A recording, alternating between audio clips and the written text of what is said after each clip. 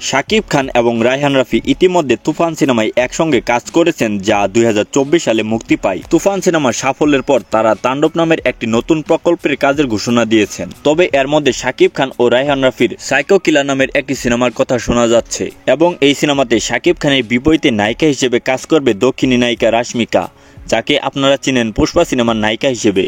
এই সিনেমাতে বাজেট ধরা হয়েছে প্রায় 100 কোটি টাকার মতো। 2025 সালের কুরবানির ঈদে মুক্তি পেতে পারে এই সিনেমাটি। শাকিব খানের বরবাদ সিনেমার শুটিং শেষ হলেই সাইকো কিলারের শুটিং শুরু হবে এবং এই সিনেমাতে থাকবে অন্যরকম একটা ফাইটিং সিন, যা বাংলাদেশের কোনো সিনেমাতে এর আগে দেখা যায়নি। এই ফাইটিং সিনের জন্য পরিচালক রায়হান রাফি আগে থেকে লোকেশন এবং কি সমস্ত জিনিসপত্র আগে থেকে রেডি করে রাখছেন। তাহলে তো বোঝা যাচ্ছে শাকিব খানের এই সাইকো কিলার সিনেমাটি কেমন হতে পারে।